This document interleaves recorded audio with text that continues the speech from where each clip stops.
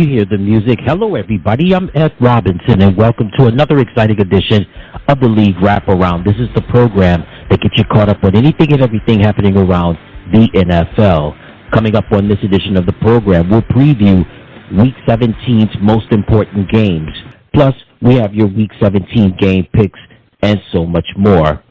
And I'd just like to say on behalf of myself and from my family to you and yours, I'd like to wish you a very Merry Christmas. All right, as always, I'd like to start off with my top three storylines. I'd like to start off with my first storyline, and that's Jayden Daniels.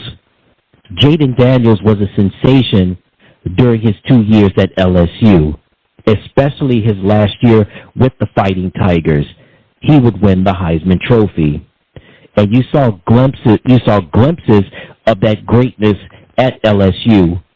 And you could see a little bit of it during his short amount of time at Arizona State. But Jayden, since he's been the quarterback of the Washington Commanders, he has been so phenomenal and so unstoppable.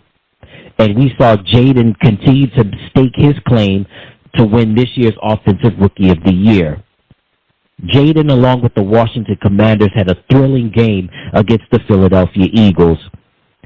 Jalen Hurts, the quarterback for the Eagles, went down in the first quarter with a concussion.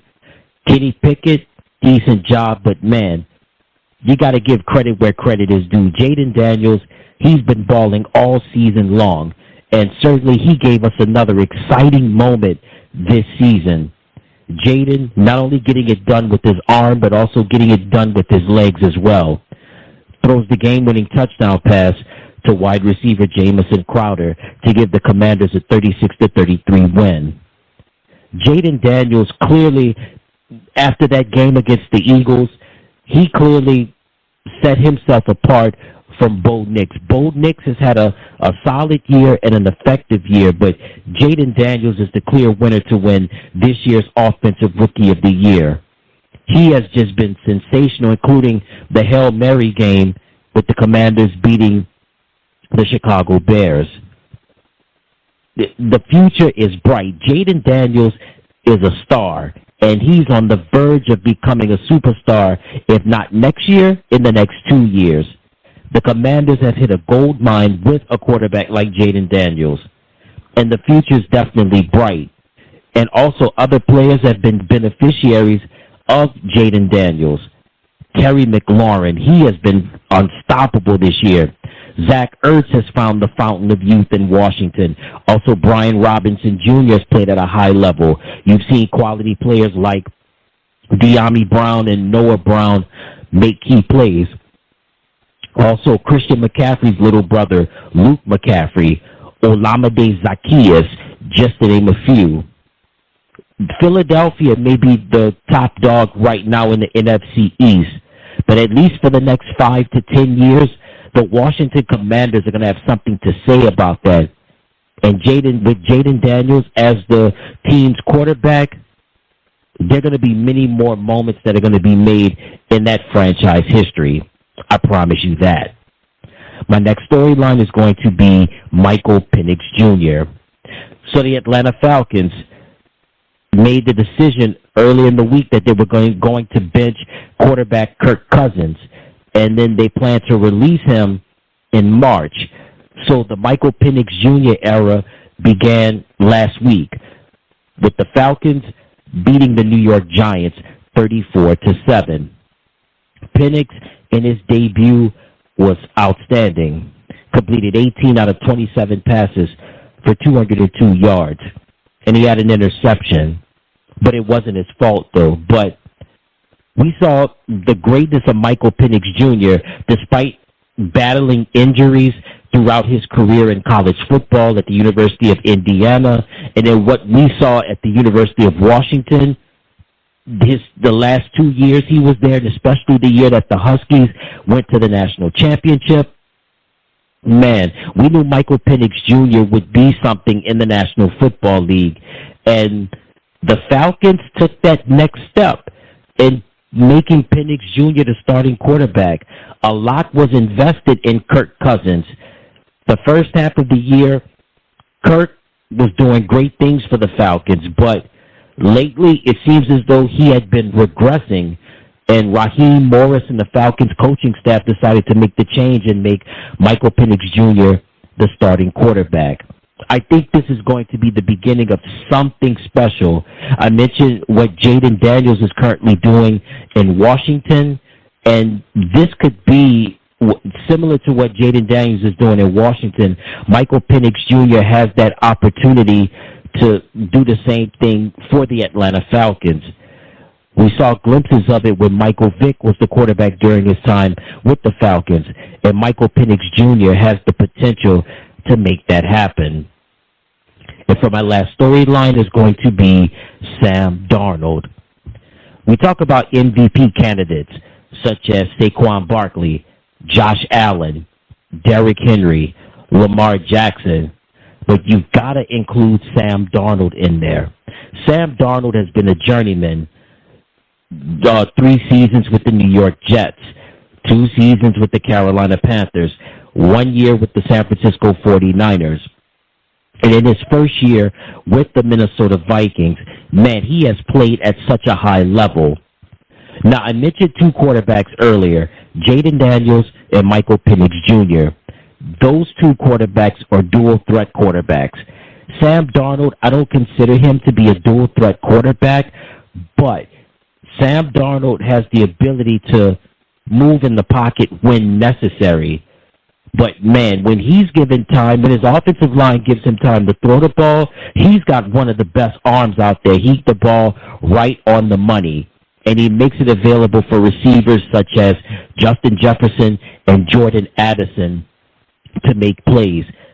The tight end, T.J. Hawkinson, he makes plays as well. And then you've got Aaron Jones that has benefited from Sam Darnold this year. The Minnesota Vikings would be crazy not to give Sam Darnold at least a 2, maybe 3-year contract. They have to do this. I think if J.J. McCarthy sits another year, maybe 2 more years, it would be beneficial for McCarthy. Sam Darnold, I don't think this is a 1-year situation. I think Sam Darnold can get it done for the Vikings for at least the next 2 to 3 years. I think this would be outstanding. I think this would be fun. It's already been fun this year for the Minnesota Vikings.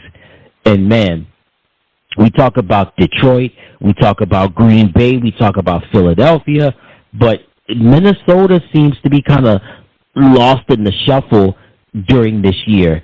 They have an opportunity to possibly maybe be the top seed, or maybe they could jump, maybe get a higher playoff seed. Who knows what could happen? But, man, Sam Darnold definitely deserves some strong consideration as a strong candidate for this year's league MVP. He's been playing at such a high level this year, and I think the Vikings really need to at least bring him back give him a 2-year, maybe 3-year deal. I think it would definitely be beneficial, not just for him, but I think it would be beneficial for J.J. McCarthy, so he can continue to get the rehab that he needs to come back from that knee injury that he had during the preseason.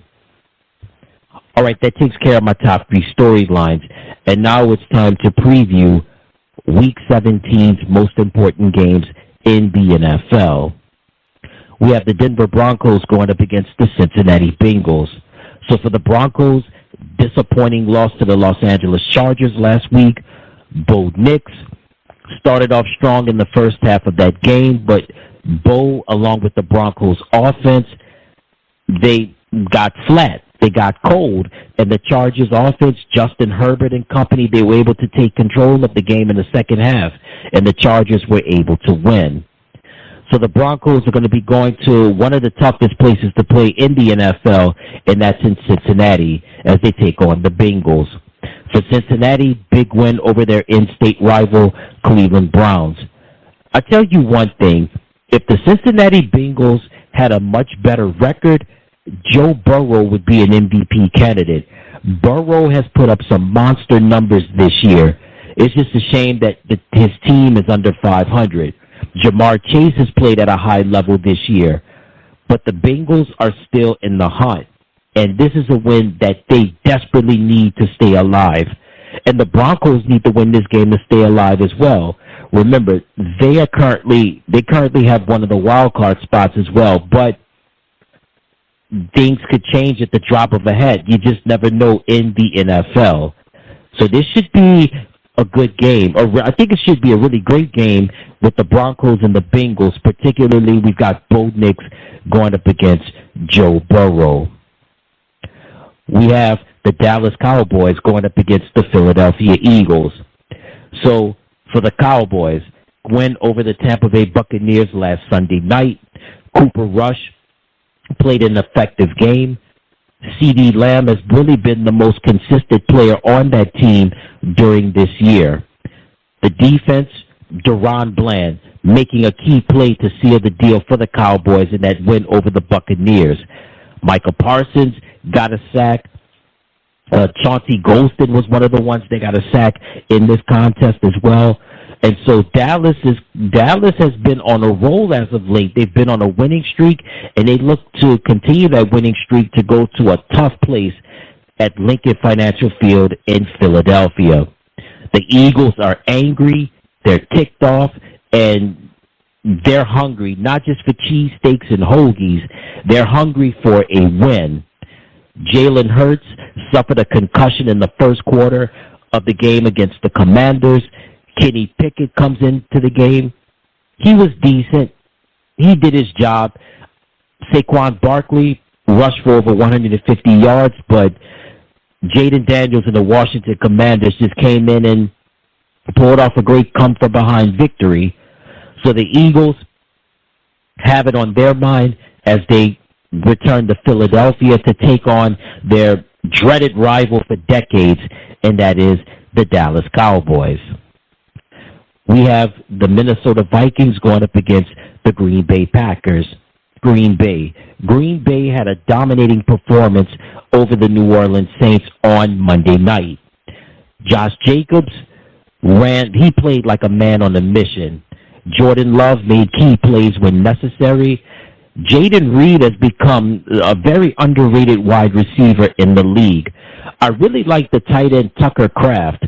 Tucker has been really good this year for the Packers. As for the Minnesota Vikings, Minnesota's been awesome this year. Sam Darnold, I feel, should be an MVP candidate. He's been through a lot in his still very young NFL career. And in his first year with the Vikings, he has been simply unstoppable. Justin Jefferson doing what Justin Jefferson does best. Make great plays and get touchdowns. Also, Jordan Addison has been a nice number two to the Minnesota Vikings. He's been a nice number two receiver, a nice partner to Justin Jefferson. T.J. Hockenson has played well this year since coming back from his injury. Aaron Jones has been great in his first season with the Minnesota Vikings. So there's a lot at stake in this game. There's possibility of the NFC North division. Also, playoff spots could be moved. There could be a lot of moving parts, a lot of switching around in terms of playoff spots. One team could go a little bit higher. One team could drop in terms of the wild card spots. So this should be a fun game. It's always fun for decades when the Packers and the Vikings always meet up. But Green Bay and Minnesota, this should be a fun one. Sunday Night Football, the Atlanta Falcons take on the Washington Commanders. So for the Commanders, they are riding at an extreme high right now. Jaden Daniels throws the game-winning touchdown pass to wide receiver Jamison Crowder, and he played one heck of a game. He had 5 touchdown passes in this contest. And while the Commanders are riding a major high, the Atlanta Falcons are also riding a major high as well. A new era begins in Atlanta. Kirk Cousins benched. The Michael Penix Jr. era begins, and certainly the Falcons look great, beating the New York Giants 34-7. Michael Penix Jr. got it done not just with his arm, but with his legs as well. And certainly the Falcons could have the opportunity to Michael Penix Jr. definitely has the opportunity to do what Jaden Daniels has done in Washington thus far. Michael Penix Jr. has the opportunity to do the same for the Atlanta Falcons. There is a lot at stake in this game. The Commanders have an opportunity to maybe move up a couple of playoff spots, and the Falcons, they have an opportunity to win the NFC South. If not in this game, they have the possibility of doing it in the next game in Week 18. But there's so much at stake in this game, and certainly Falcons, Commanders, Sunday Night Football, I think this could be one for the ages. Monday Night Football, the Detroit Lions go up against the San Francisco 49ers. So for Detroit, they embarrassed and took care of their business beating the Chicago Bears. It was one trick play after another, and the Lions were very successful. For the 49ers, their playoff hopes are over with. Losing to the Miami Dolphins, they've been eliminated from playoff contention. So in this game, we have a rematch of last year's NFC Championship game. The 49ers are playing for pride, and they're playing for respect. With the Detroit Lions, they're playing for the possibility of maybe having the number one seed and maybe having home field advantage throughout the playoffs. Jared Goff and company, they've got a lot of injuries, but one thing is for sure, Detroit is going to bring it offensively. And as for the 49ers, this, as I stated earlier, this is just a matter of pride and respect. Brock Purdy, next year will be the final year of his rookie contract. We'll see how it all plays out. Will the 49ers give him the contract extension before the year is up? Who knows? But in the meantime, this is a game where the 49ers are going to play for pride and respect. And Monday Night Football will be the Detroit Lions versus the San Francisco 49ers. All right, now it's time for my game of the week. My game of the week is going to be the Atlanta Falcons versus the Washington Commanders. The 2024 NFL Draft, you could say, was the draft of quarterbacks, specifically in the first round.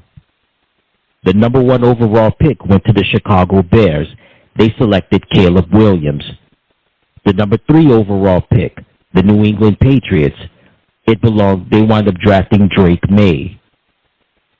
The 10th overall pick, the Minnesota Vikings, they drafted J.J. McCarthy. The 12th overall pick belonged to the Denver Broncos. They drafted Bo Nix. And then we had 2 gentlemen that was also drafted in the first round. The 8th overall pick went to the Atlanta Falcons. They drafted Michael Penix Jr. And the 2nd overall pick belonged to the Washington Commanders. They drafted Jaden Daniels. What Jaden Daniels has done since he's been the starting quarterback for the Washington Commanders has been phenomenal. We've seen great plays throwing the ball. We've seen great plays running the ball. We've seen fourth quarter comebacks, game-winning touchdown drives, and we've seen Hail Marys. Jaden Daniels has been all of that and then some thus far for the Washington Commanders, and he's clearly the favorite to win Offensive Rookie of the Year. Michael Penix Jr.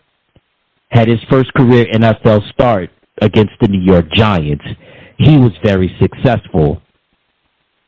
So while the Atlanta Falcons are hoping that Michael Penix Jr. can do the same for that franchise, how Jaden Daniels has done for the Washington Commanders, the Falcons are hoping to copy that success that Daniels has had in Washington. And there's so much at stake in this game. You've got 2 quarterbacks drafted in a part of the same draft class, and both dual threat quarterbacks, both quarterbacks very dynamic in their own way. They're just simply phenomenal. And while Falcons fans have something to definitely be proud of, the last several years they've had their changes at the quarterback position with Marcus Mariota. Also, they had a brief stint with Desmond Ridder. I believe Taylor Heineke had a stint as the Falcons quarterback. And it seems as though Falcons fans, they saw it with Kirk Cousins the first half of the year, but then his play started regressing. But now Falcons fans have found hope again with Michael Penix Jr. now being the starting quarterback. So while Falcons have found hope in Penix, the Commanders have found an excitement that has been electric with Jayden Daniels. You know the history of the Washington quarterbacks: Joe Theismann, Mark Rippon, Doug Williams. Those quarterbacks were phenomenal in their own special way. We saw the rookie year with Robert Griffin III. That was a great rookie campaign for him. Kirk Cousins. Kirk had his flashes with Washington. But, man, Jayden Daniels, this is, Commanders fans have been electric all season long. And this game is going to be electric when you get these two quarterbacks going up against one another. Michael Penix Jr., Jayden Daniels. The Atlanta Falcons versus the Washington Commanders. My game of the week. All right, before we get on out of here, I'd like to give you my picks on who I think will win Week 17's most important games. The Denver Broncos versus the Cincinnati Bengals. I like Cincinnati to win. The Dallas Cowboys take on the Philadelphia Eagles. I like Philadelphia to win. The Green Bay Packers versus the Minnesota Vikings. I like Minnesota to win. Sunday Night Football, the Atlanta Falcons versus the Washington Commanders. I like Washington to win. Monday Night Football, the Detroit Lions versus the San Francisco 49ers. I like Detroit to win. So again, my picks are Cincinnati, Philadelphia, Minnesota, Washington, and Detroit. And that's it. And that's going to do it for another exciting edition of the program. And again, on behalf of, from my family to yours, I'd like to wish you and yours a very Merry Christmas. Enjoy the games. Talk to you soon. Have a great one.